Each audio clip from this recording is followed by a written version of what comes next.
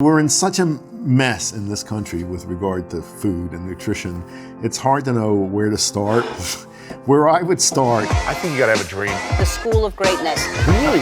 Yeah. Please welcome Lewis House. You've been doing integrative nutrition and I guess integrative functional medicine for a long time. not functional medicine. Functional is more.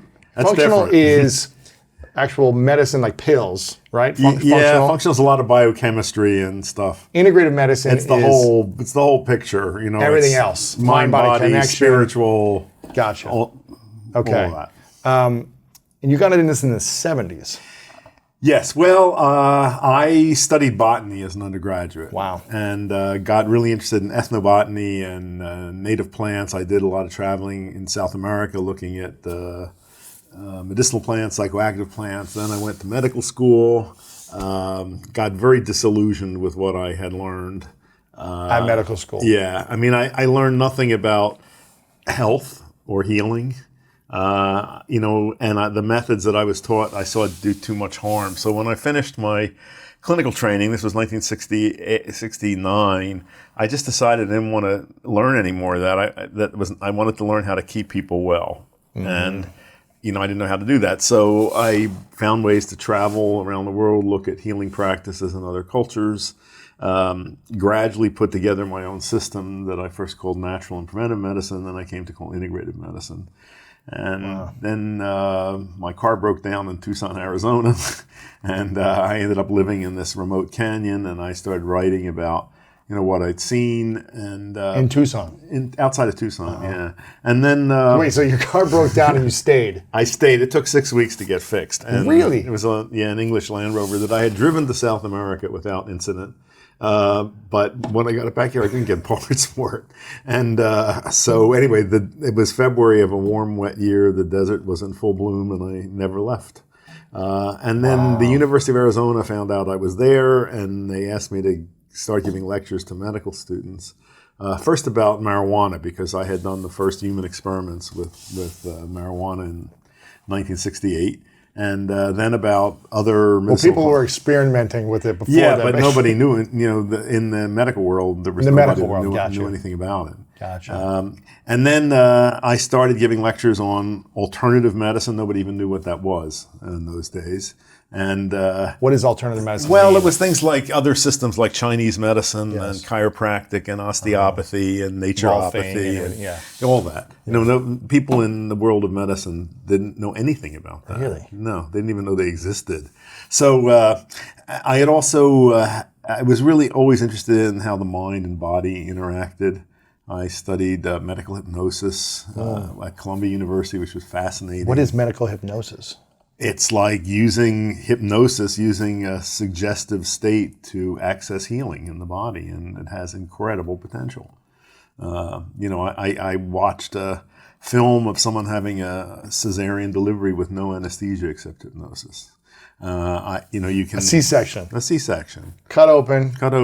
No medicine. No injections. No, she was told to sing "Row, row, row your boat," and she was wide awake. Well, they cut her open. No pain. I mean, that's just an example. You can take a good hypnotic subject and touch them with a finger and say it's a piece of red hot metal, and they get a blister, a real blister. So that's an example of, how the mind and body interact, and you can take advantage of that to access healing. So I was, all this, I put all this together into this system of integrative medicine. Anyway, patients started showing up at my doorstep, and it was not an easy doorstep to get to. I lived in this, let me tell you. I kept hearing about this guy somewhere in the middle of Arizona. And, I began seeing really interesting people, and I refined my system, and through the 1980s, I got a larger and larger following in the general public, but none of my medical colleagues paid any attention to me. They didn't respect you or trust you or think you were credible. Nothing. They just off the wall. Yeah. And there was a period in the late 1970s, there was a holistic medical movement in this country. And I remember in Arizona, there was a Southern Arizona Holistic Medical Society, and it was nurses, psychologists, social workers, not one single physician, joined it. So that's the way it was in those days. Anyway, that changed around in the early 1990s. My best friend from Harvard Medical School, who was a cardiologist, was named chief of medicine at the University of Arizona College of Medicine, and he came with a new dean. They both came from the University of Massachusetts. And when they got here, I had dinner with him, and he said, well, now you have friends in high places. What do you want to do? And I said, well, I want to change all of medicine. So he said, how do you want to do that? And I said, I'd like to start a residency in a field that I want to call integrative medicine. He said, let's talk to the dean. So the dean said, you can't start a residency in a field that doesn't exist. He said, why don't you back up a step and think about creating a fellowship, which is how, what people do after residency to specialize. And he said, then you wouldn't be accused of tampering with unformed minds. Wow. So anyway, he gave me a green light, no money, but, I was given actually, it was a glorified broom closet in a trailer in the parking lot behind the College of Medicine, and I had one assistant, and this was, around 1990, and I put a think tank together. We met at Canyon Ranch in Tucson, and we hammered out a basic curriculum, and then advertised for people to come, and we got 4 physicians who took a big risk to come to Tucson for 2 years and do this fellowship in this field that didn't exist, that covered all the things that doctors should learn but don't, like nutrition and mind-body interactions and herbal medicine and the strength and weakness and breath, all of it. Yeah. And, we began training 4 people a year, and the main criticism I got was how possibly you're going to change anything by training 4 people a year. But over the years, we graduated about 35 people from this, and some of them are now in very powerful positions in academic medicine. But more importantly, we got to refine the curriculum and then translate it to a distance learning format. And now we have graduated over 2,000 physicians from this very intensive training. And we also have a shorter curriculum that's in 80 or 90 residency programs throughout the world. It's really we're really influencing people now. And we've trained people in every specialty, all ages. So the goal is one day, whether you go to a dermatologist or a psychiatrist or a gastroenterologist, that person will have learned the basics of nutrition and mind-body medicine, and will know what Chinese medicine is good for, and all the rest that they should know. It seems like there's been a movement, especially over the last 5 years, that I've seen many doctors leaving the, I guess, what do we call the functional practice, the traditional practice, then functional medicine, leaving their practices because they're realizing it's not working. It's not working, and they're really unhappy. When I was in medical school, medicine looked like a very desirable profession. One of the things it promised was autonomy. You could be your own boss. Well, that's all gone out the window. You have to work for somebody these days. You have to work for a corporation that tells you how to do it. And what pills to use. And you have no autonomy anymore. And all the satisfaction of a doctor-patient relationship has disappeared. If you've got 8 minutes to see a patient, it's unlikely that you can form that kind of therapeutic relationship. Yes, and as you say, a lot of it's not working. And I could go on at great length about this, but our so-called healthcare system is a total mess. We spend more per capita than any other country in the world on healthcare. By a long shot. If you look at a bar graph of NATO nations' per capita expenditures on health, we're off the chart. And at the same time, we have worse health outcomes than any developed country. The World Health Organization rates us 38th, on a par with Serbia. And that's any way you look at it. It's infant mortality, longevity, rates of chronic disease. Something is what's wrong with this picture. And a problem is we've got these epidemics of lifestyle-related diseases that conventional medicine doesn't work for, as you say. And we're trying to deal with that all in the same way, mostly by giving medications. A pill, right? In your experience, it's been 50 years now you've been working on this? Yeah. Roughly 50 years. What's been the common theme for the root of most pain that people have? Well, is it lifestyle? Is it food? Is it relationships? Is it lack of sleep? I have to say that in my clinical experience, more often than not, I find the root causes of problems to be not in the physical body, but more in the mental, emotional, or spiritual. The holding on to anger, whatever. It's fear. often unconscious stuff, but it's unless you work in that area, if you just deal with the physical body, it doesn't solve it. It's superficial. Yeah. Superficial. Really. If you just look at pain, are you familiar with John Sarno's work? No. He wrote. He's passed about a couple years ago. He was a rehab medicine specialist in New York and a healer. And he has one book called Healing Back Pain, another called Mind Over Back Pain. And he taught that almost all back pain is of psychological origin. That's not to say it's not real, but that the problem is it's spasms of small muscles that cut off blood supply.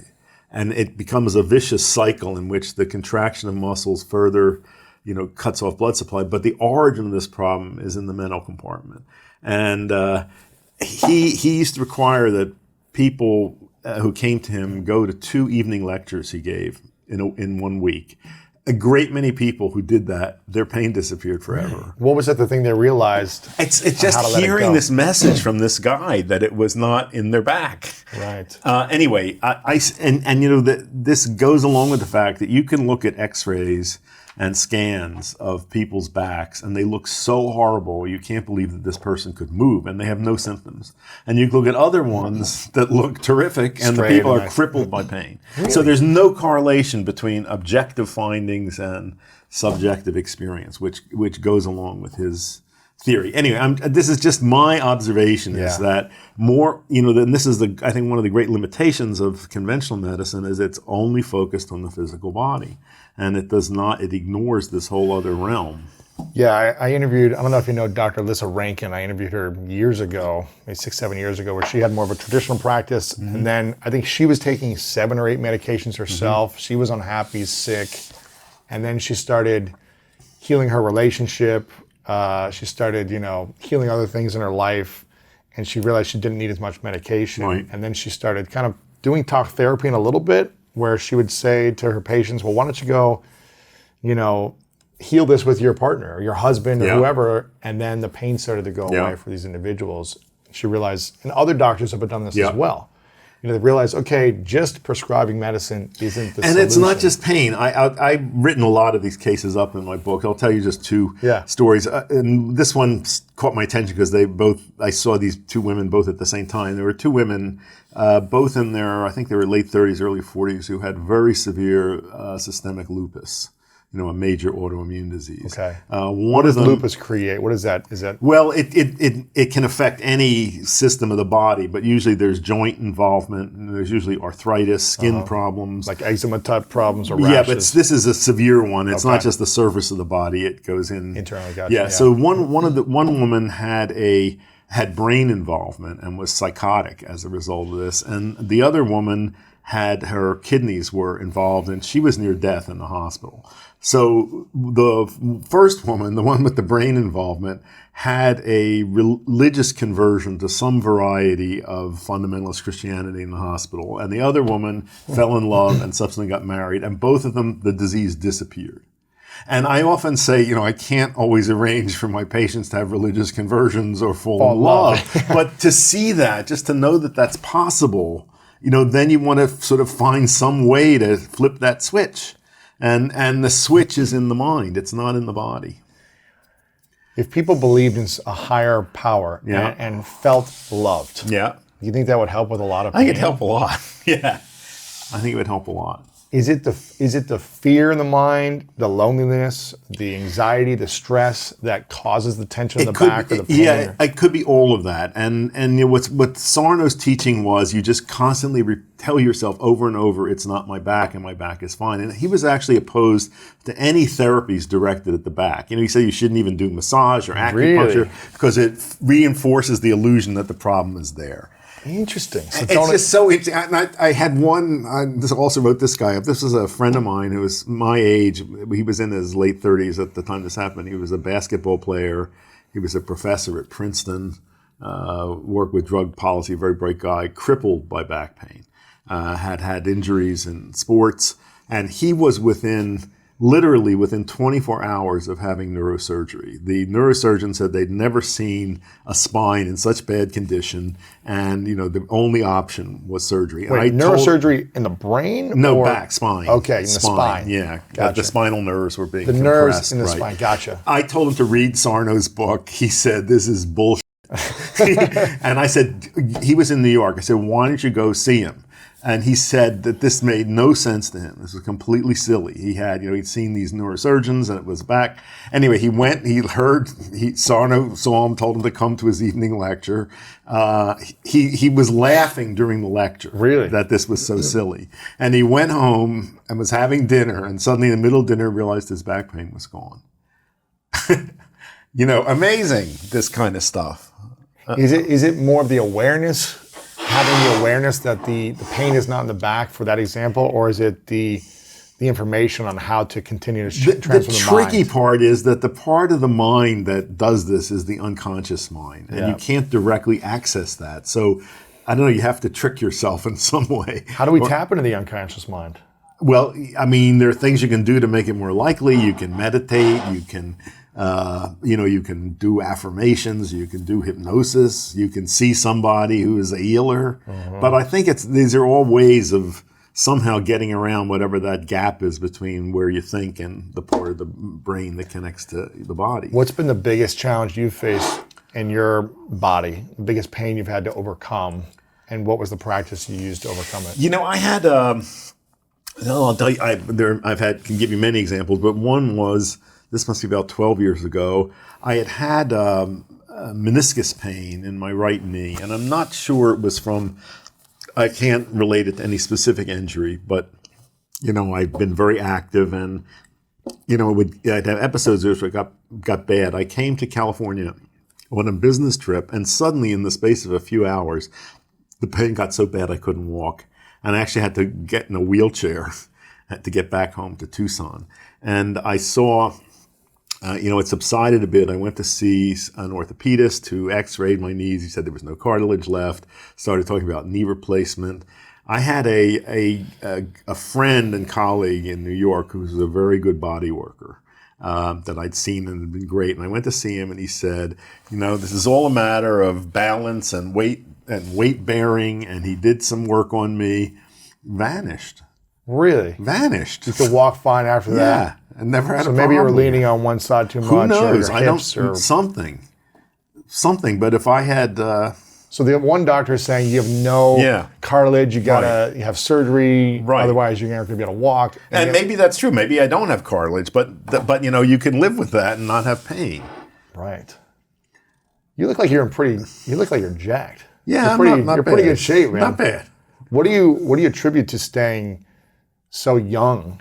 Physically, again, I think it's really mental. Like hanging out with people that make you feel alive. I mean, I'm reasonably active. I swim every day. I have 2 big dogs that take me for walks.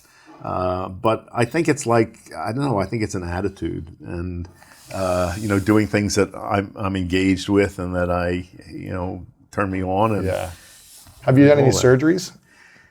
No, I had my tonsils out when I was really little. Yeah. And no, nothing major. Wow. So that was one instance with the knee. Was there another? Oh, I can give you so many things like that. I mean, some of these I've put in my books, stories like this. But and when I like to tell people about this because, in my experience, most people do not have great confidence in their body's ability to repair itself. And I think this is where all good medicine starts, is with the body has incredible healing potential. And I find it, it's easier to talk with kids about that than doctors. When a kid gets an owie, you say, look what happens, watch how your body heals that. And you can plant the seed of the idea that the body has a healing system. It can repair itself. Most doctors think that's new age woo-woo. Really? But it's not. I mean, it's like that the body has unbelievable capacity to adapt, to repair, to regenerate. Yeah. And I feel one of my jobs as an integrative physician is to instill that kind of confidence in people, to make them, you don't have to run off to a practitioner, every time something goes wrong. When something goes wrong, what should be the first thought we have? Physical pain? Well, you really want to have a sense of when things are beyond your ability to deal with. When you really do need outside help. What does that look like? If you have a symptom you've never had before, if you have a symptom that you've had before but it's more severe than anything you've had before, then maybe it's worth checking to see what that's about. Right. But as I say, I think people just don't have that kind of confidence. I remember once interviewing for our fellowship a family medicine doctor. She was a native German, and she came to this country when she was a teenager, I think. And she said that growing up in Germany, that neither she nor her siblings nor any of her friends ever went to a doctor. She said, you don't go to a doctor in Germany unless there's something really wrong with you. That her parents had her parents had a whole repertory of home remedies that worked. I mean, that's very different from what you see in our part of the world. It's interesting. I grew up in a religion called Christian Science. I'm not Oh, sure. Great. And so I grew up in what you might consider a woo-woo way of thinking. Yeah, really. Which I never went to the doctor. I never, took medicine. I never got vaccinated for anything. I had to have permission slips that I don't need to go to school for vaccinations and things like that, which seems like the world is changing these days for even religious acceptance to non-vaccination. And I was trained at an early time that the mind heals the body. Right. This was something that was constant, and my father would just ingrain this in me. Anytime I felt sick or whatever, he was just know the truth that your mind has power, your body can heal itself, and constantly focusing on the mind. And it was just you are love, you are truth, you're consciousness, and focusing on that. But I'd be but Dad, this hurts. I'd be but why is this hurt? Why is this So I was always conflicted, but that training, I had multiple quick healings.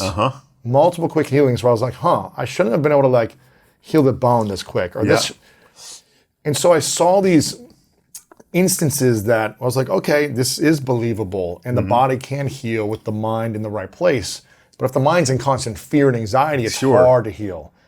And so I was always learning this process of and what I really learned is have common sense. If you're in a lot of pain, okay, if you can't clear your mind, go get it checked out.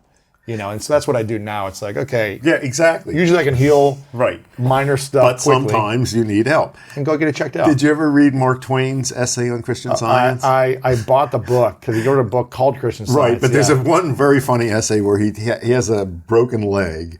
And he first goes to, he says, a horse doctor who wanted to charge him for setting the bone. And then he sees a Christian Science practitioner, and she tells him that the pain is all imaginary. It's in the mind. Right. Yeah. And so he pays her an imaginary money. I love that. And she sends him a very real bill and threatening letter that she's going to take him to court. That's funny, yeah. Well, I guess it's kind of crazy because Mary Baker Eddy and Mark Twain were kind of rivals. Yeah. They respected but didn't respect each other. And I think he was upset because she kept having bestseller after bestseller for the same book. Now, another piece of information I got, because I was really interested in Christian Science. Did you study Christian Science? Yeah, I did. Really? I did, yeah. Is that when Christian Scientists have to go to doctors, they respond fantastically to treatment. And doctors that I know who've dealt with Christian Science patients love working with them. Why is that? Because I think their belief is so focused, it's negative, that conventional medicine, but it's very strong belief. And it doesn't matter whether it's a plus or minus sign. It's once you go to the medicine and you believe it's going to work, and then it works for you. Yeah. It's the belief that, no, this is not real. The pain is not... or the belief that conventional medicine is evil, but I'm going to have to do it. But it's you're believing it. Believe in it. Right. And it works for you. I think belief is a lot of it. Terrific. Isn't it? Yeah. Belief absolutely. in general. I mean, it's what placebo is, right? It's absolutely. You believe this pill is going to actually help me. Whether it actually chemically does or not, studies have shown that absolutely. Placebo in the mind. But it's so interesting. The commonest way I hear the word placebo used in medicine is in, how do you know that's not just a placebo effect? Yeah. And the most interesting word there is just. Or we have to rule out the placebo effect. That's what you should be trying to rule in. That's what you want. That's pure healing from within, mediated by the mind. Believing it. Whether you're taking something or not. It's believing inside. So I never give patients sugar pills. I give them things I believe in, but I prefer to give people things that are dilute, that are less potent, like botanicals rather than pharmaceuticals if I can. But the art of medicine is how you present treatments to people in ways that activate their belief. How would you approach this? Say I'm having extreme stomach pain right now, and it just keeps coming for days, and I don't know how to get rid of this stomach pain. Well, first I'm going to ask you what you're eating, what you're doing. By the way, that's a good one because one of the worst categories of medications out there are these proton pump inhibitors, the acid blocking drugs, Nexium, the purple pill. Okay. These are really bad drugs. Bad for the gut, right? Bad. Once you start taking them, it's very hard to stop taking them. Because it relieves pain temporarily, or what? It suppresses, when you suppress something like acid production in the stomach, what's the body going to try to do? It's going to try to produce more acid. Oh, so when you try to reduce the dose or stop, there's an outpouring of acid. And then you're in more pain. You're in more pain. Anyway, so you shouldn't even get on them in the first place. But that's a great example. But I cannot tell you how many people I've seen who are put on these things without ever a dietary history being taken. Nobody asked them what they're eating, how much coffee you're drinking. Are you drinking alcohol? Do you smoke? What's your stress level? Right. Often by addressing those things, you can deal with a lot of that. And then there's natural remedies that there's a licorice extract that increases the mucus coating in the stomach. It's benign. Anyway, but for more serious stuff, a strategy, I can't always do this, but if you can introduce a patient to someone who has had their condition and is now well, that is a very powerful way to, get their belief in the possibility. Why is that? Is someone else has gone through this and they got better? Yeah, so you can see it with your own eyes that it's possible, because often people get the message especially in their interactions with regular medicine that you have to live with it, you can't get better, and so forth. One of the things that I've written, our National Institutes of Health, it's funny, if you look at the list of the institutes that make it up, where is the Institute of Health and Healing? There isn't one. These are the National Institutes of Diseases and Body Parts. It's the National Cancer Institute, the National Kidney, and blah, blah, blah. But not health. There's nothing about health. So what I would do, if I were king, I would create a National Institute of Health and Healing, and one of its missions would be to compile a national registry of remission.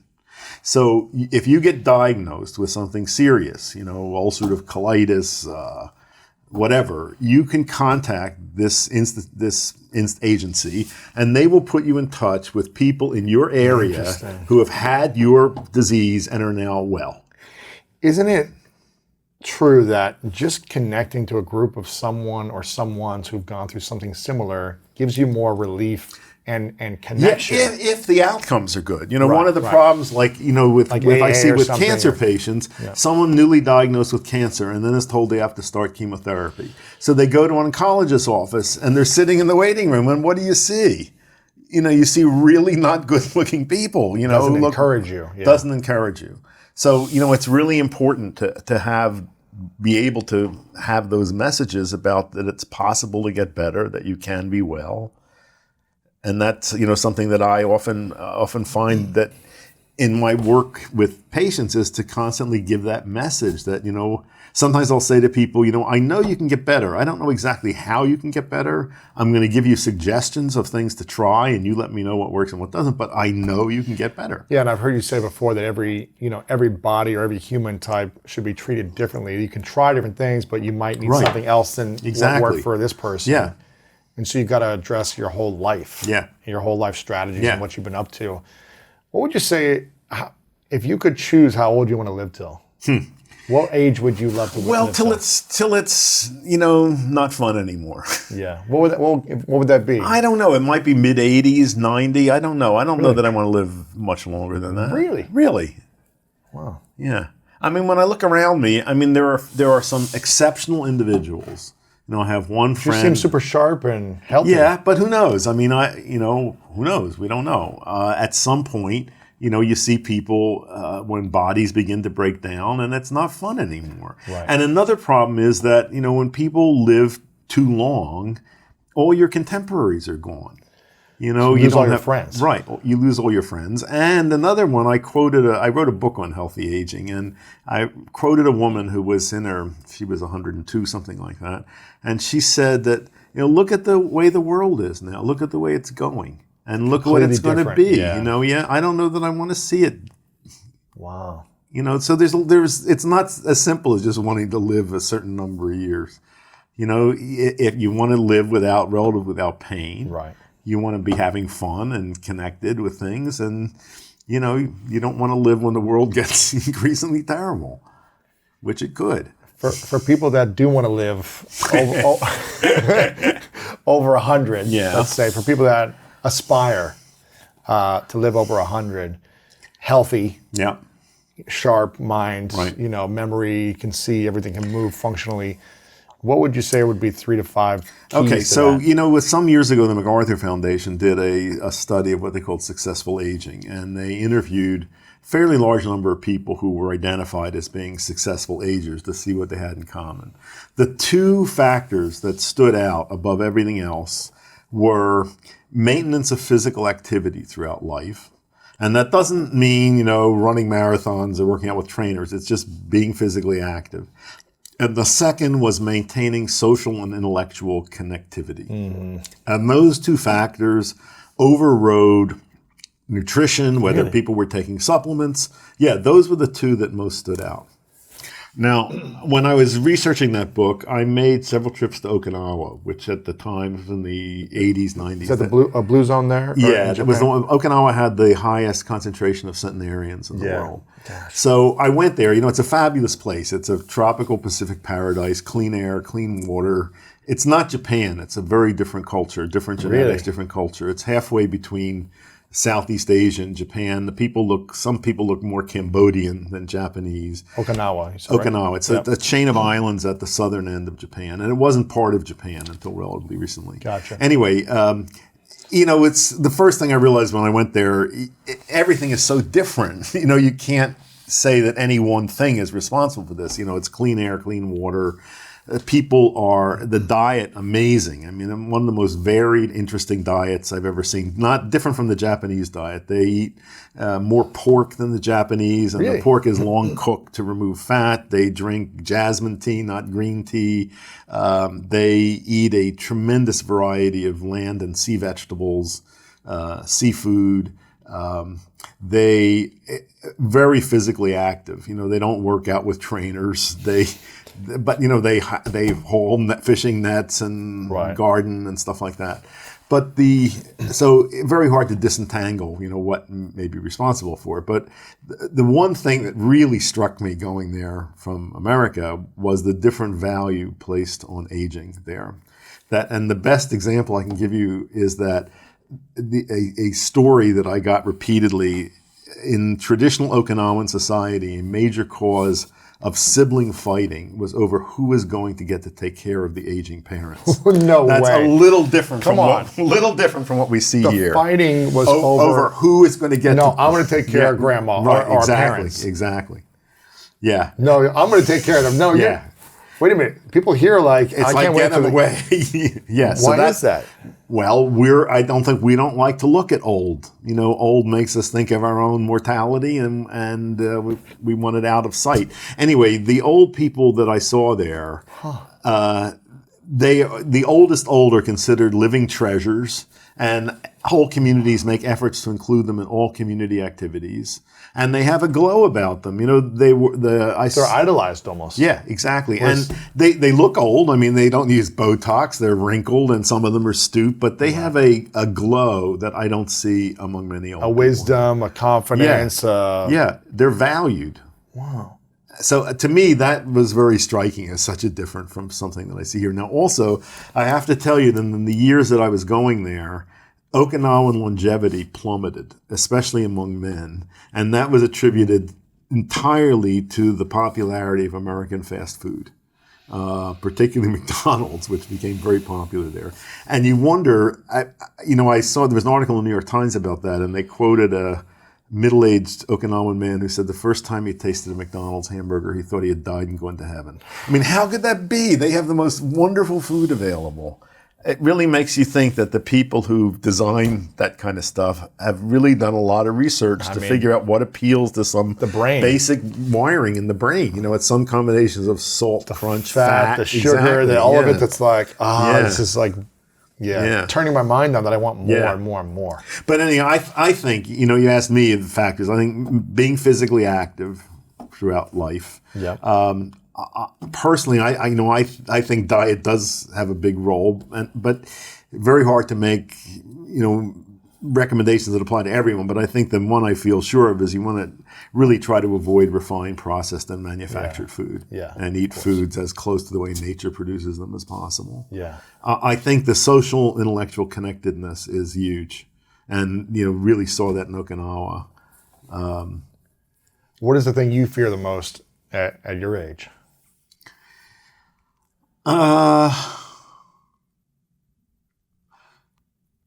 It's hard to say. I guess I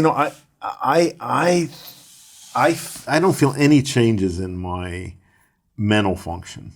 I mean, I feel the same as I did when I was, 7 or 8. Really? Yeah. My body is obviously different. I have more aches and pains, and I don't have the energy level that I had. And I don't want my bodily complaints to take over my awareness. Yeah. So, that's I guess what I would be afraid of. Right. Are there things that you can do to prevent that or to? Well, I think I'm doing them. Yeah. I do as much as I can, but nonetheless, time marches on. I'm going to be 79 in a month, and it's getting up there.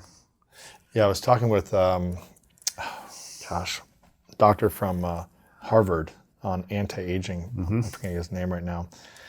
And he said, it's horrible what we see with our elders these days in America, where they get sick and we extend their lives in pain for 10, 20 years of suffering. Whereas the key would be they live a long time, they get sick, and then they die the next week. All right, so there's a technical term for that. What It's is called that? compression of morbidity, where morbidity has the medical meaning of sickness. So the idea is you want to squeeze the time of inevitable disability and decline at the end of life into as short a period as possible. Right. So you live long and well, and then you have a rapid drop-off at the end. Yes. So that's what we'd like to do. What's it called? Compression of morbidity.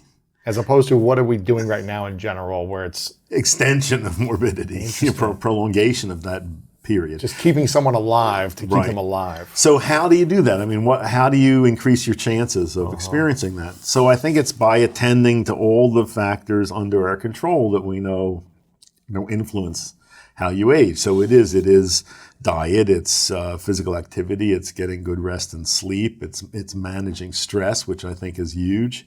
You want to find you can't live without stress, but you can find ways to neutralize its harmful effects. It's being socially and intellectually connected. Have you done a lot of research on the person you marry or your partner and how long you'll live? How important it is to have a certain level of peace in your marriage, or absolutely. I don't know what the factors are that'll help extend the quality of your health and lifespan. Yeah. Do you know what those factors are? No, I can guess.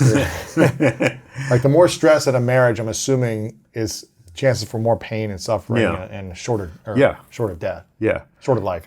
I mean, I think the more stress in any area of your life, whether it's work or relationships or whatever. I think that, as I said, I don't think we live without stress. That's part of living, but you can learn and practice methods to neutralize its harmful effects. What would be the 5 foods that, if you could only have these 5 foods to support the overall quality of your mind, your body, your health, your longevity, what would those 5 foods be for you? That's tricky. I would say... for you personally. Okay, maybe salmon. Okay. Why salmon? Because it's a good source of omega-3 fatty acids, and I like it. Yeah. Broccoli, because it's a cruciferous vegetable that has lots of protective compounds in it. Berries, which I think are really good fruits that are low in glycemic load and have a lot of protective compounds in them. I would say green tea. Really? And my preferred, over jasmine tea? Yeah. My preferred form is matcha green tea, which we'll talk about. Why green tea over jasmine tea, like the Okinawa community? I think that there have been more studies on green tea and its antioxidant and its association with healthy longevity. And the 5th? And the 5th one, maybe dark chocolate. Yeah. At least 70% cocoa. Yeah. Okay. And maybe olive oil. That would be a toss-up. Yeah, olive oil is So why is olive oil being talked about so much? Dr. Stephen Gundry obsesses about olive oil, like getting as much in your body on a daily as possible, like liters a week or something. He's saying. Well, the average Italian family, I found out, goes through a liter a week. It is, first of all, it tastes great. It does. It's from a fruit. There aren't many oils from fruits, and olives are fruits. Most oils come from seeds, and the fatty acid composition of oils that come from fruits, the other one is avocado, are really heart healthy. And olive oil is unique in having an anti-inflammatory compound in it that no other oil has, and that is very good to contain inappropriate inflammation, and it tastes great. It does. It's a lot of calories, but it tastes good, right? Yes. It tastes good. What would be the non-negotiables for you on a daily basis right now at this stage of your life moving forward that you need to think about? A meditation, a prayer practice, a wake-up time, an activity? What's a conversation you have with your daughter? I go to bed early. I have for a long time. I'm usually in bed by 8:30 or 9. I get up at usually 4:30. That's just my pattern. Yeah. I meditate when I get up, which I've done for a long time. I practice breath work, which for me is, that's both a spiritual practice and a physical practice, and I think that I teach that to all people. I think that's the real key to good physical health. I, have relationships that I value with my daughter, with my wife. I have companion animals. I'm a dog lover, and I can't imagine life without dogs. I spend time outdoors, and I have rewarding work. Yeah. It's very satisfying. How important is nature, in your opinion, versus living in a concrete jungle? Well, even if you're living in a concrete jungle, you can have plants indoors, you can go to a park, so you can find ways to access nature even if you're in a city. Right. How important is it for you to just be able to walk around in the nature in your backyard and it's in your garden? Important. Really? Yeah. I've always liked to garden. I grow a lot of my own food. I take great pleasure in that. Cool. My house is filled with plants. And I have, I live in the desert in Tucson, but I have a summer place on an island in British Columbia, which is the exact opposite. Yeah. It's all green and lush and water. Yeah. So, I get that best of those worlds. That's exciting. What brings you more peace? Which location? Desert or? They both. Except the desert, not in July. And no peace, you can't go outside. And British Columbia, not in January, February. So you flip-flop. Yeah. How long have you been married? Well, this is my second marriage, and I've been married for 2 years. Okay. And when you go through challenging times in relationships, you don't have to get into details here, but when you've been through challenging times, whether it be a family member, partner, friends, colleagues, how much does that impact your health? Enormous. Personally? Really? Yeah. Enormous. Is it the conflict itself or the unresolved conflict? That's a hard question. I guess it's the unresolved conflict that's more damaging. But I'm very sensitive to that, and it really affects my sleep, my digestion. Really? Yeah. When you realize that you start to resolve the conflict in your life, what happens to your health? Do you notice it physically in your stomach, digestion? And really? Sleep especially. Yeah. And how important is sleep for longevity? Very important. Yeah, I think the percentage of people that don't either get enough sleep or good quality sleep is very high in this country. And there's enormous consumption of medications, both prescribed and over the counter for sleep, and they're all horrible. Really? None of them reproduce natural sleep. They suppress dreaming. They're addictive, interfere with cognitive function. What happens when we take an over-the-counter pill or prescription pill in general? When we take a substance, a chemical substance, no matter what it's treating for, the stomach or pain. Well, our bodies are very good at dealing with all sorts of stuff. And, we can handle things like that. But in one of the things... Over the counter. It doesn't matter. Some of the strongest ones are over the counter. Like with sleep, the most common over the counter sleep aid in products like Unisom, for example, and Sominex is Benadryl. It's diphenhydramine, an antihistamine that makes you drowsy. And it's now been found to increase long-term dementia risks if you take it regularly. Yeah. So that's an over-the-counter, nice little over-the-counter substance.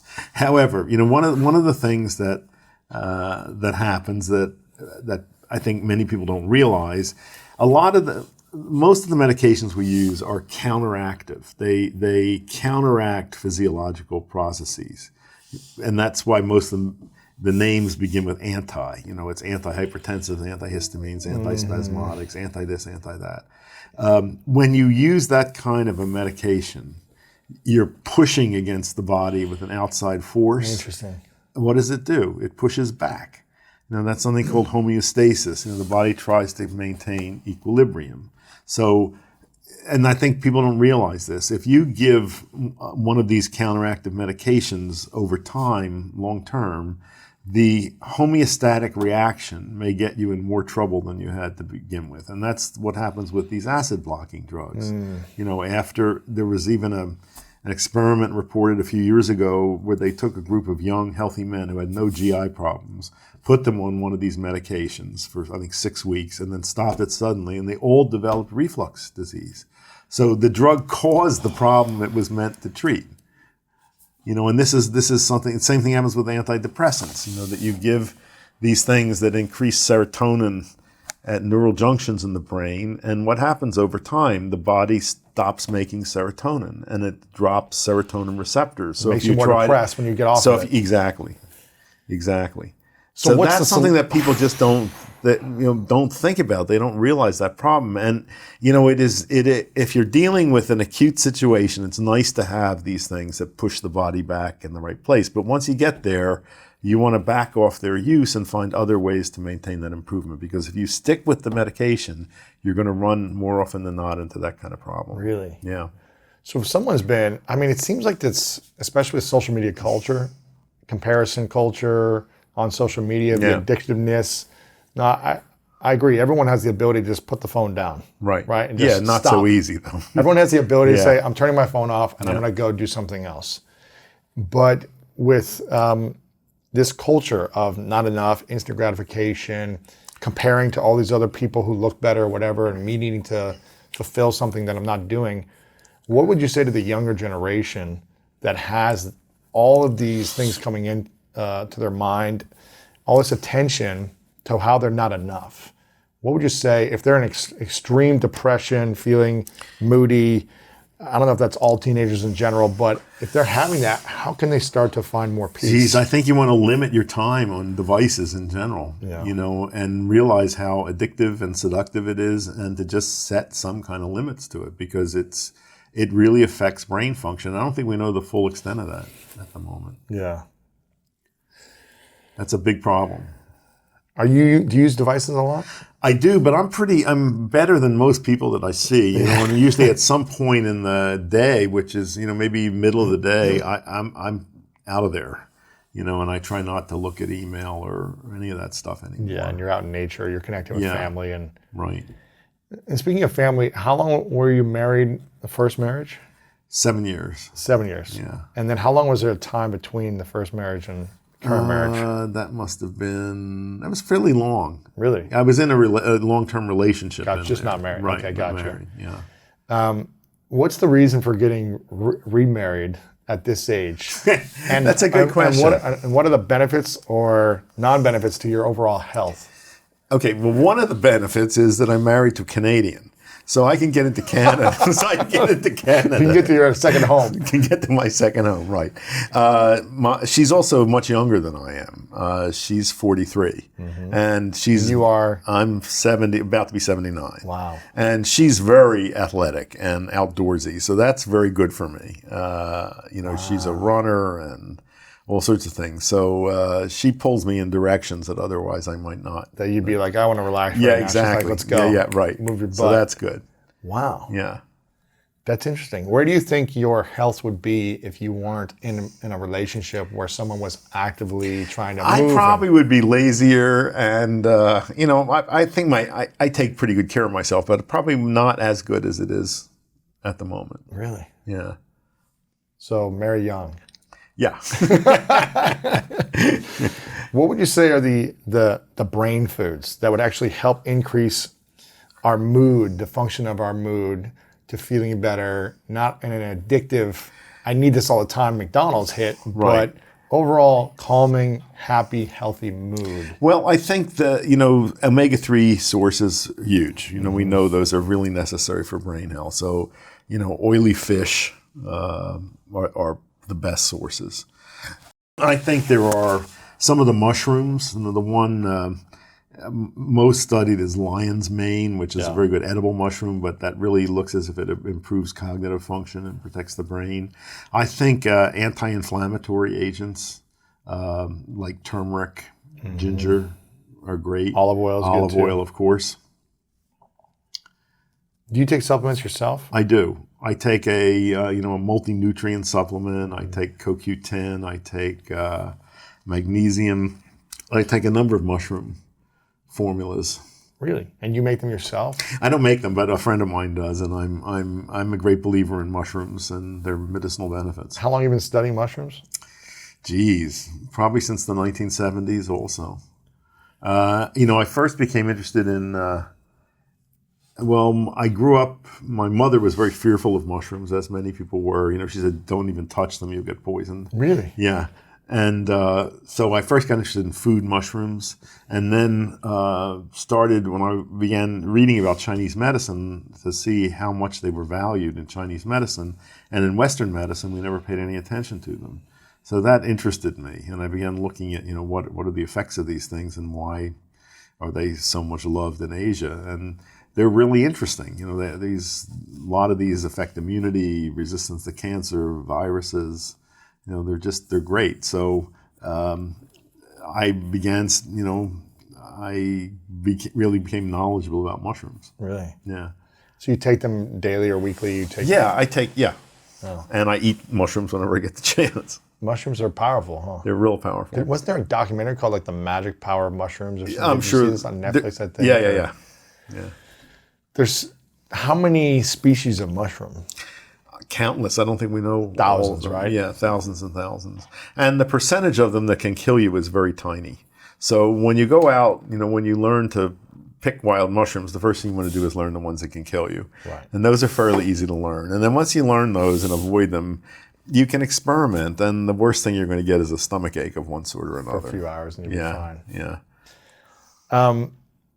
Talk to me about teas, because I'm interested in teas Sure. and the power of teas, and what is the purpose of tea and why do people drink it so much in general? Okay, first of all, tea all comes from one plant. It's Camellia sinensis, the tea plant.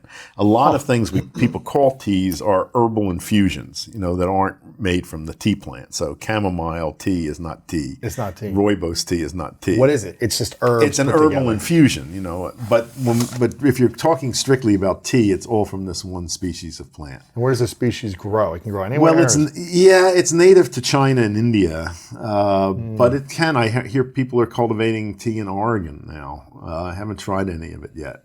Interesting. Anyway, so it can grow over a wide, it can't take frost, but it can grow in, a lot of different areas. Okay. But then there are many varieties of tea depending on how the tea is grown, how it's treated, whether it's steamed, dried, roasted, toasted, how long it's oxidized, and you've got like everything from white tea, which is very delicate, green tea, oolong tea, black tea, there's all sorts of different preferences. When I was growing up, tea was what old people and sick people drank. Right. Or iced tea on the golf course. With a lot of sugar in it. Right. And the only tea that we had available, was tea in bags, and that's the common stuff is literally the sweepings from the floor of tea estates. So it's been only relatively recently that people in this country have become aware of good tea. What are the benefits of tea? Why drink tea? Well, it's agreeable. Throughout for centuries, people have found it to be agreeable. It's a stimulant. It's got caffeine. All tea, or I guess all true tea has caffeine. Some has more than others. Like a mint tea that's non-caffeine. That's not mint. That's tea. not tea. There is, however, mint flavored tea. So you got to read the label. But that's with caffeine. Yes, if that's it's with tea. caffeine. It has caffeine. Right. Now, the stimulation, however, of tea is very different from that of coffee. Coffee has more caffeine in it, but they have different other things in them. And tea has a compound called L-theanine that you've probably heard of. That's a relaxant. And I think that combination really affects the quality of stimulation of caffeine. So it's got caffeine, which gives you sharper energy, but also a relaxation. Yes, so people, I think describe it as a relaxed alertness. Interesting. Different from the stimulation of coffee, which I personally think is much more jangling. A jittery alertness versus a calm alertness, a focused alertness. Exactly. Yeah. Now, the other observation I make, I don't want to bash coffee too badly, but I see an awful lot of people who are addicted to coffee, physically addicted. If they try to stop, they have a withdrawal syndrome. It's like a lethargy and then a pounding headache, and it can, lasts for 48 hours and instantly relieved if you have some coffee. Right. You don't see that with tea, rarely. Like, I need my tea this morning. Yeah, exactly. Rarely. I'm on my fifth cup of tea. Exactly. And also, when I was actively seeing patients, I used to say that I would produce one miracle cure a week by getting somebody to stop drinking coffee. And it was from everything from hand tremors to irregular heartbeats to bladder problems, GI problems, stomach problems, a whole range of stuff, and they had no idea that the coffee was doing it to them.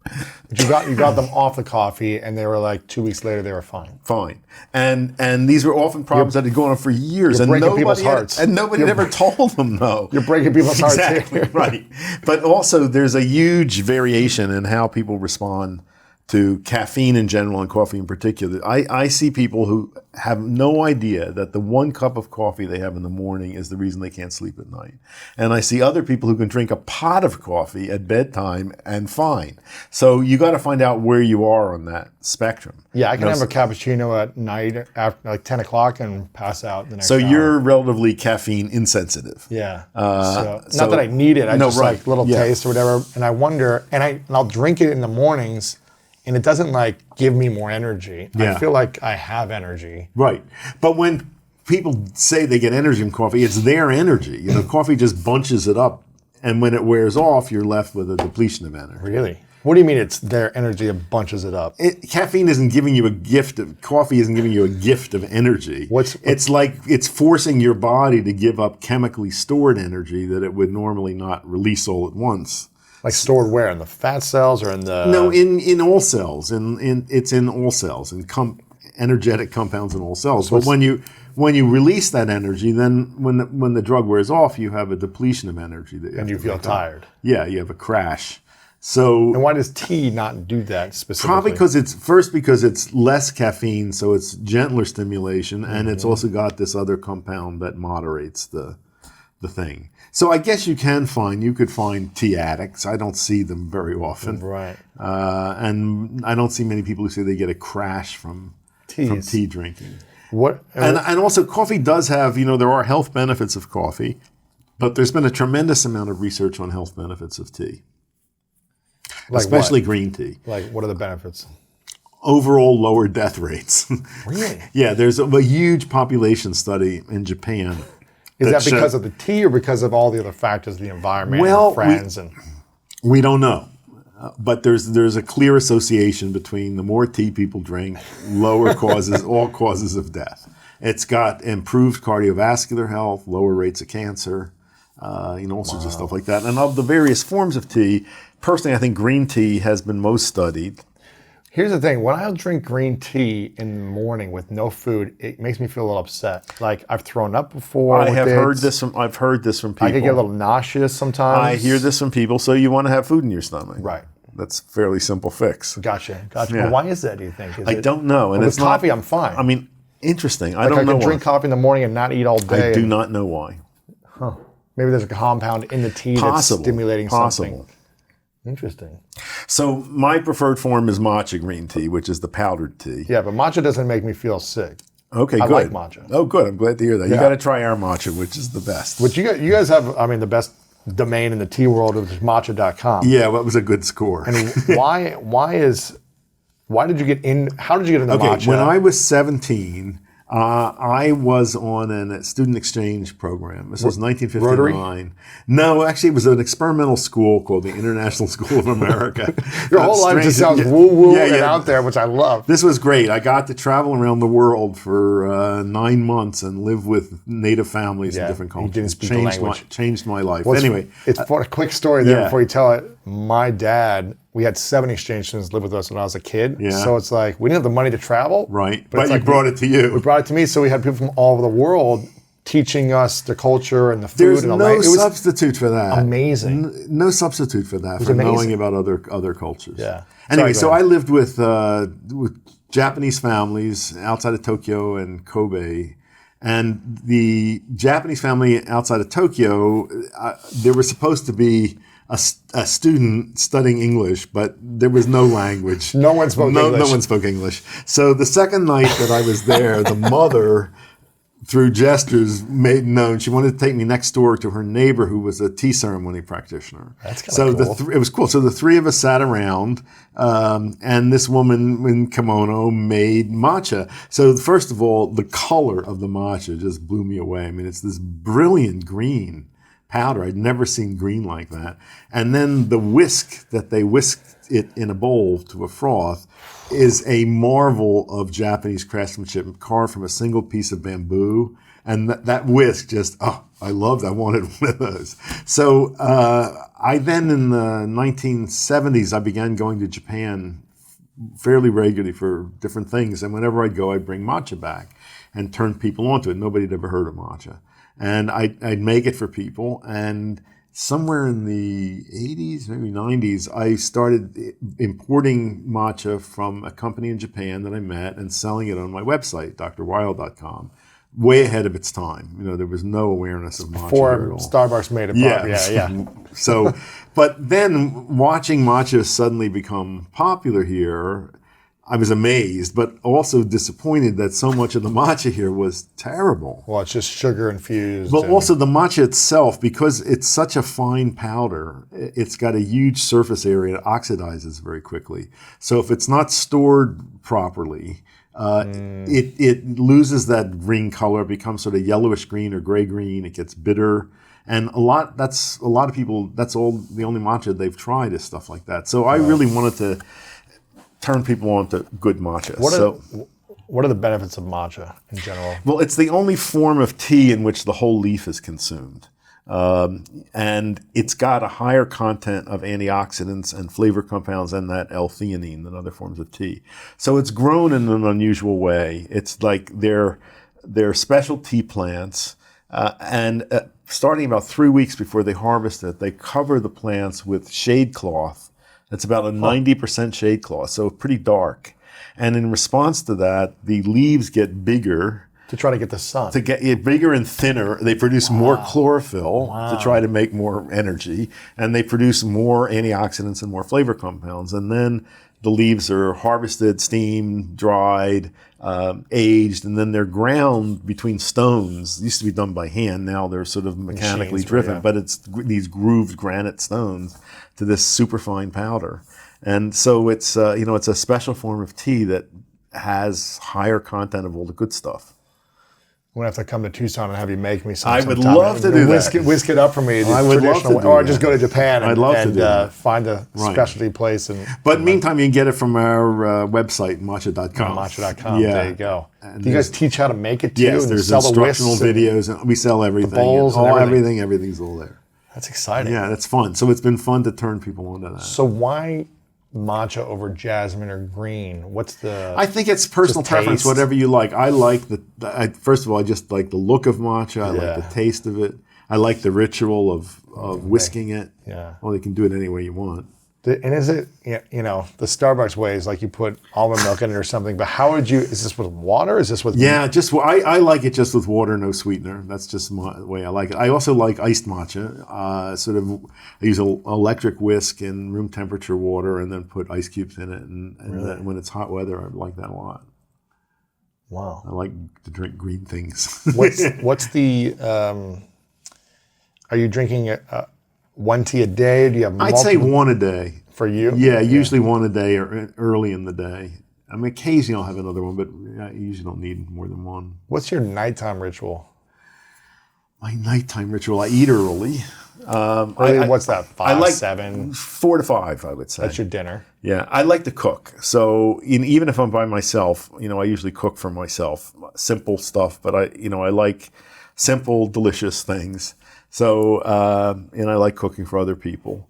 And then after dinner, I like to often read, watch movies, depending on the weather, of course. I mean, if it's up in BC and it's light till 10 o'clock, I'm, outdoors and. Right. You're living the dream. You've done so many different interesting things. What's the thing you're most proud of that you've created for the world? There is now a center at the University of Arizona College of Medicine named the Andrew Weil Center for Integrative Medicine. That's pretty cool. Yes. That's pretty cool. And we're the world leader in education in this field. Wow. As I said, we've graduated over 2,000 physicians from our trainings. We train medical students. We have our curriculum in 80 residency programs. We train other health professionals. We train, chiropractors, dentists, nurses in integrative medicine. And, as I've always said, one day we'll be able to drop the word integrative. It'll just be good medicine. And that's coming. And integrative is that the exclusion of medicine, like traditional medicine? No, it builds on conventional medicine. So you still can prescribe absolutely traditional medicine. Yeah, if I've always said if I'm in a serious car accident, I don't want to first go to a Christian Science practitioner or a chiropractor or shaman. I want to go to a trauma center and get put back together. But then I'd use other methods I know to speed up healing. Right. So I think frankly, one of the things I can see happening. I think that. A lot of smaller and community hospitals aren't going to be there in the future. I think nobody's going to be able to afford, that stuff. And that what we call conventional medicine, allopathic medicine, that may become a specialty for dealing with trauma, for critical illness, and there'll be one large facility in cities that has all the hardware. And there'll be new kinds of institutions that'll come into being, that I think of as healing centers. So that's one possible future. You've seen the obesity go up in America since the last 50 years. Yeah. It probably wasn't 2/3 back then. It was probably 1/3 maybe, or not even. I don't know what it was back then. Well, I remember watching, a few years ago, I watched the whole Ken Burns documentary on World War II. Okay. It was on PBS. And there were many crowd scenes, both military and civilian, thousands of people. You don't see a single fat person in those crowds. Is it because they didn't have the money to buy food? Is it because they're, No, it's not. And, the other interesting thing is if you look what people were eating in those days, they didn't know a lot of what we know now. They weren't processing food as much, too, right? But people ate, they were eating meat and potatoes and rice pies and corn. But it was real food made from scratch. They were not eating manufactured food. They weren't eating fast food. There was no fast food then. Right. But there's an enormous change in how people looked. I read, there was a book that came out a few years ago that was trying to argue that the obesity epidemic was an artifact of statistics, the way we were measuring people. Bullshit. You just look at this, it's like unbelievable how people have changed. Everyone was fit or looked thinner back then, right? And now everyone looks fatter. Yeah. What do you think in the next 50 years we're going to be as a country in terms of obesity? I saw this was a couple years ago. I read that the military is really having problems finding people who are qualified for military service because of obesity. If it's threatening national defense, you'd think, now people are going to take it seriously. We got to do something. Just because they're not in shape enough to pass the test, the physical test? Yeah. We're in such a mess in this country with regard to food and nutrition. It's hard to know where to start. Where I would start is if we could get people to stop drinking sweet liquids. Right. That would be, we'd have to put us so far ahead of the curve. Soda pop. And it's not just soda pop. It's also fruit juice. It's energy drinks. It's putting sugar in coffee and tea. All the Starbucks matcha. Yeah. So that would be one place to start, just to not drink sweet liquids. Mm-hmm. That would be a big step. What about alcohol consumption? I don't, sure. I think the whole key with alcohol is moderation. Yeah. There's constant arguments about whether it's beneficial or harmful, and I think moderation is the key. I don't think that's nearly as big a factor as sugar. Really? Right. And when you created an anti-inflammatory diet, right? Yeah. When was that? Long ago, and I have a history of being ahead of the curve in a lot of areas. That I've been able to foresee trends. I think the first people to warn people about trans fats 10 years before people took notice of that. So I became aware of this beginnings of this hypothesis that chronic inflammation was the root cause of a lot of different kinds of serious chronic diseases. And that just fascinated me because when I was in medical school, I was taught that cardiovascular disease had nothing in common with cancer, and that had nothing in common with Alzheimer's or Parkinson's disease. And now suddenly it looks like, all of these things are linked. They have a common root of chronic inflammation. And if that's the case, the good news is then there's a common strategy for dealing with them if you can reduce inappropriate inflammation. So I think there's a lot of misunderstanding about inflammation. Inflammation is the cornerstone of the body's healing response. That's inflammation. So inflammation is good when you're in pain. Well, it's good. It's the way the body gets more nourishment and more immune activity to an area that's injured or under attack. Right. So we all know it on the surface of the body. It's redness, swelling, pain, heat. But we aren't aware of it necessarily internally, and especially if it's low level. Inflammation is so powerful and it's so potentially destructive that it's very important that it ends when it's supposed to end and stay where it's supposed to stay. So you don't want it throughout your body all the time. If inflammation persists, if it outlives its purpose, then it causes disease. And it looks now, if you can't produce enough inflammation, you're vulnerable to infection. If you produce too much inflammation, you're vulnerable to allergies and autoimmunity. And it looks like if you've got low-level chronic inflammation going on for a long time, you greatly increase risks of cardiovascular disease, of neurodegenerative disease, and cancer. And so I think one of the best things we can do is learn how to contain it. So what are the factors that influence it? It's partly genetic, it's stress. Exposure to environmental toxins is a big one. Secondhand cigarette smoke is a very powerful pro-inflammatory agent. But diet has a huge influence, and that's one that's potentially under our control. Right. And I think there's no question that the mainstream North American diet is strongly pro-inflammatory. It gives us the wrong kinds of fats, the wrong kinds of carbs, and not enough of the protective elements, which are mostly in fruits, vegetables, herbs, spices, tea, things like that. Yeah. So what would be the anti-inflammatory diet? So a base of high quality produce. And the government always tells us to eat more fruits and vegetables, but the emphasis really should be on vegetables because fruits are sugar sources, and you want to, veggies, more veggies. More veggies. You want to avoid pro-inflammatory fats, which are things like, hydrogenated fats, margarine, vegetable shortening, and the polyunsaturated vegetable oils. Okay. So, you want to eat olive oil should be your main thing. Fat. Or avocado oil. Or avocado oil, yeah. Gotcha. Nuts, seeds, good. They're good, yep. Yes. In terms of carbohydrate, it's not that carbohydrates are bad, it's that you want to reduce consumption of quick digesting ones, the ones that turn quickly into blood sugar.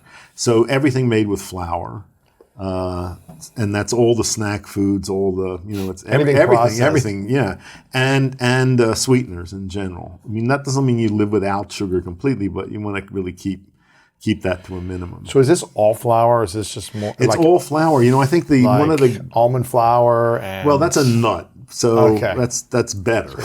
But with grains, I think there's such misunderstanding. If I ask people to name a whole grain food, the usual answer I get is whole wheat flour or whole wheat bread. Whole wheat bread is not a whole grain food. Where's the grain? And the FDA doesn't get that. They let that put labels on it saying this is a whole grain food and good for you. Most whole wheat bread is colored white bread. When you have a grain, the starch is tightly compacted, very dense, and it's surrounded by more or less by a fibrous bran, and it takes time for digestive enzymes to get in there and convert the starch to sugar. when you mill a grain into flour, whether or not the bran is present, whether or not the germ is present, you convert the starch into a material with an infinite surface area. And it's a snap for digestive enzymes to turn that into sugar. So people don't understand this. It's that there is a big difference between a whole grain that you can see or a grain cracked into a few big pieces and flour. Can you eat whole grain? Like, are you supposed to eat the whole grain? We do. I mean, we eat cracked grains. Gotcha. Or you cook barley and you cook buckwheat and you cook wild rice. But yeah, okay. Those are That's grains. what we're supposed to be doing. Yeah. But not converting it into... That's fine, but not grinding it into flour. Really? Yeah. Or you just use little bits of that because that's the stuff that raises blood sugar quickly and that's what causes insulin resistance and in a lot of people. What about oatmeal? I think relatively, especially steel cut oatmeal where you're dealing with chewy grains. Is okay. Yeah. Okay. Steel cut, but not like the... Not mush. not cream of mush. I eat so much cream of wheat when I was growing up. It was so bad for you. With pouring brown sugar on top, man. I know. Oh, the sad American diet is what I had growing up. That is the standard American diet. Yeah, It's sad. yeah. Right. Yeah. So this consists of the anti-inflammatory diet. How long do you go on that for? I think it's the way you live. You live that way. Yeah. And in terms, I think it's also good to reduce animal foods in the diet. I don't tell people to become complete vegans or vegetarians, but it is desirable to reduce consumption of animal foods. And also, not only for personal health, but for planetary health. Right. When you look... I've written and thought a lot about the pandemic, and that we are at tremendous risk for these. They're called zoonotic diseases that jump from animals to people, of which this is one. If we're consuming it, we're more at risk. Right. Gotcha. But these diseases are becoming more frequent and worse. AIDS is one of these, and all these things, and COVID certainly. And the reasons that this is happening more and why we're at greater and greater risk, it's climate change, it's deforestation, it's too many people living in too dense concentrations, it's the way we raise animals and treat them. And you look at this and you think which of these things can we do anything about? It's not clear. The one thing that we could do something about is reducing our dependence on animal foods. Right. That would be one concrete step to, help the environment. And have you seen this documentary, Seaspiracy? No. Yeah, I can imagine. I love your thoughts on it. But so are you? Do you eat just less food? I hear you like fish, but are you eating less meat? I haven't eaten meat in a very long time. Really? Yeah. You eat fish, a lot of fish, or I eat fish and vegetables. Yeah. Mostly. And I eat a lot of plant protein as well, and it's great to see more, good kinds of plant protein foods available. You said in Japan or Okinawa they have more pork. Pork, interestingly, I mean, they like pork, and that's a cultural preference. Gotcha. I don't. I choose not to eat animal foods. Yeah. Except for fish. Fish. When did you cut out animal foods? I can tell you exactly. Thanksgiving of 1970. Come on. What happened? I was... the turkey was just not cooked right. You're like, what am I doing? No, it's funny. I did it as an experiment. I was starting to do yoga, and that was part of yoga philosophy. And also I had friends who became vegetarians, so I thought I would just do it as an experiment and see what happened. And to my surprise, I lost weight. I had more energy. I felt great, and I stuck with it. I didn't eat fish at first. I was a lacto-vegetarian for about 15 years, and then I told you I was going to Japan. It is not easy to be in Japan and not eat fish. Everything's fish. Everything's fish. The sauces, the broth. So first I was reading about the health benefits of fish, and then I was traveling a lot, so I started eating fish, and then that's pretty much what I've stuck with. That's stuck. Yeah. Gotcha. And when you think about the inflammation that people are having a lot, can inflammation also be caused with the mind, or is it only through the No, I foods said and the environment? absolutely the mind and stress Really? are absolutely a factor. In fact, there's there's quite a lot of research on how how the brain and the immune system interact and how the mind plays into that. In fact, this is fascinating. the current theory of depression, which is dominant in medicine, it's called the serotonin hypothesis of depression, is that it's a deficiency of serotonin in the brain. That's why we give these drugs that increase serotonin, which don't work that well. There's increasing evidence that they don't work that great. Well, there's an alternative hypothesis that's been out there that's been building, which is right. It's called the cytokine hypothesis of depression. This is an interesting story. It's long been known that when domestic animals get sick, cows, pigs, sheep, that they exhibit a cluster of symptoms that's called sickness behavior. And it's usually sick with some sort of infectious disease. They stop moving, they stop socializing, stop eating, they lose interest in sex, they stop eating. So farmers had always thought this was a result of fatigue associated with infection. But in the 1970s, to everyone's surprise, it was found that it was mediated by a blood-borne factor, that you could take blood from an animal with sickness behavior, inject it into a well animal, and that animal showed the same symptoms. Come on. So nobody knew what it was in blood. It was called factor X. And then it turned out this was identified as a group of regulatory substances called cytokines, which mediate inflammation. And it looks as if there's a correlation between increased inflammation, increased immune activity, and depression. To the extent now that they find that some people with severe depression respond to anti-inflammatory drugs much better than to antidepressant drugs. So, and if you think about it, evolutionarily, that makes sense, because if you've got an infectious disease, it makes sense to stop moving, and stop eating. You want to conserve your energy, but there's a mood change that goes along with that. So it's like, there's a back and forth connection that depression and inflammation are connected. What do you think we should be thinking on a daily basis in terms of our thoughts? If the thought is what, somewhat regulates our mindset and our mood sets throughout the day, what do you think about and what do you prescribe as thought? Well, one reason that I tell people to practice breath work and to do some forms of meditation is that practicing putting your attention on your breath, that is a safe place to have your attention. Yes. It's like putting your mind in neutral. It's much better than having your attention on your thoughts, because very often it's thoughts and images in the mind which are sources of anxiety, of negative feelings. And you often can't stop them, but what you can do is try to just disconnect your attention from them. And that's, breath is one way to do that. Has there ever been a point in your life where your thoughts took over? Oh, yeah. And your mind took over and you went spiraling? Yes. How did you overcome that? I think one was just moving through it, trying various things. Were you aware of it when it was happening? Oh, yeah, definitely. So you're like, okay, this is something I've been practicing for years, definitely, but I'm in this. Definitely. So you're not immune to these challenges also? No, not at all. Sorry, I didn't mean to interrupt. No, I know that very well. Really? Yeah. It's been a while since I've gotten caught in that, but there were periods of my life when, yes, that was, and I tried all sorts of things, and a lot of things I tried didn't work. I think having practiced meditation for a long time, that it was not a quick fix, but long term, I think that's been very helpful. That helped. Yeah. How long was the worst time of being in that spiral for you? I think a couple of years. Just kind of like low-level anxiety consistently. You weren't able to get out of it. More depression than anxiety. Really? Yeah. What age range was this? Do you remember? I would think that was in my 40s. Do you know what caused it?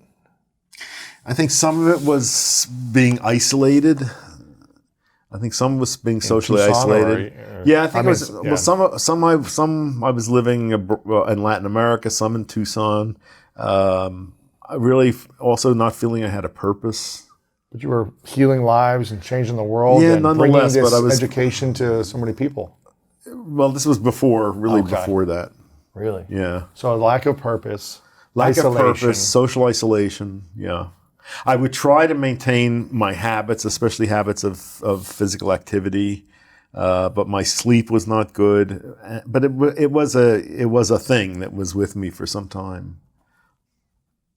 I wrote about that, and I have a book called Spontaneous Happiness, which is about emotional wellness, and I wrote about that experience.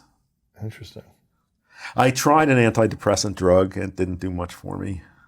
When did you start to see yourself come out of it? What were the things that caused the change? Did you move somewhere? Did you? Yeah, I think it was when I did. I moved. I got in a relationship that led to my first marriage. Love heals people. Love heals people. Yeah, I wrote my first book that was really a big bestseller. You know, I just was. Which one was that? It's called Spontaneous Healing. That was the one. Yeah. Interesting. You wrote that one while you were depressed. Yeah. Because you were just seeking the answers? I don't know. Okay, so you had more purpose and you got... Right. But, you know, I think having experiences like that, I feel stronger as a result of it. First of all, it makes me much more compassionate with people. Having the pain, the frustration, the suffering. Yeah. That's powerful. Yeah. I love learning about the mind and the thoughts and how to heal our body through that. Yeah, well, that's your background, man. That's you what I grew up in in, yeah. I got a couple final questions with you, and I'll be respectful of your time. This is fascinating. This is a question I ask everyone towards the end of our show called the 3 truths. Hypothetical question and scenario. Yeah. Imagine it is your last day on earth many years away. Yeah. And you accomplish everything you want to accomplish. But for whatever reason, you've got to take all of your work with you. All of your books, this podcast, your writing, your blog, like everything you've written or done audio or video goes with you to the next place. But you get to leave behind 3 things you know to be true about the lessons you've learned in your life that you'd like to share with the world. I call it the 3 truths. What would you say would be your 3 truths? I think it's all okay. It's all okay. It's all okay. I would say, you know, don't worry, be happy. Yeah. And just trust in yourself, you know, really find your own light. Yeah. Wise words from a wise man.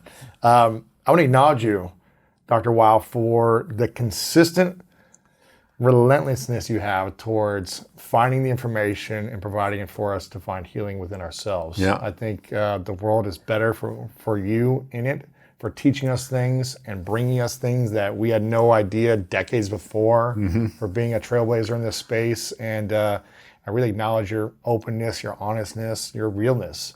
And I appreciate you showing up today and providing this with our audience. Yeah, thanks. I really enjoyed meeting you and talking with you. Yeah, of course. I want people to check out your work. They can go to matcha.com if they want matcha. I'm going to be getting some matcha there as well. You're all over social media, Dr. Weil. It's drweil.com as well. That's my website, which has a great deal of health information. Tons of great content and resources and blogs and articles, which has been extremely informative for me. Dr. Weil everywhere on Instagram and check out the University of Arizona website too, which is integrativemedicine.arizona.edu. Okay. And among other things there's a find a practitioner link, so you can find one of our graduates. We have graduates in all states and a lot of places who are doing integrative medicine. So if someone's dealing with pain or anything, illness or anything they can go to the website and they can find a practitioner. Yeah, in a specialty that's relevant to. And they've gone through your program at the university. Very intensive training, yeah. How long is that training? 2 years. 2 years. Yeah. And these are already medical doctors? Medical doctors who've completed residencies, So they've gone through the traditional medical school of 5 years? 4 years plus 4 more years. Usually a 3-year residency and then a fellowship in a specialty. So 8 years at least. Then they've gone to your program for 2 years. So they have 10 years of medical training from functional to integrative medicine. Yeah. And so they're more evolved, hopefully, and more in tune with They've got this philosophy modalities. that the body can heal itself and that, all these different modalities are available. And there's 3,000 of them around the world. Right. A lot in the U.S., but we've got people in many countries now, and it's a real movement that's building. And so they can go there. It tells them how to contact and reach out based on location and everything. You've got tons of great books. Is there anything else that we can support you with in this moment? Oh, no, that's plenty. A lot of good stuff on your website, but matcha.com, I'm excited to check this out. Yeah, we'll get you some of the good stuff. Of course. Okay, this is my final question for you. What's your definition of greatness? Of greatness? I think whatever resonates with truth. There you go. Yeah. Awesome. Thank you so much. Appreciate it. If you're looking for more ways to improve your life, then make sure to check out this powerful video with Jordan Peterson. If you discipline someone properly, they become disciplined, right? That means they're competent. They're organized, they have structure, they can control themselves. So I'll give you an example.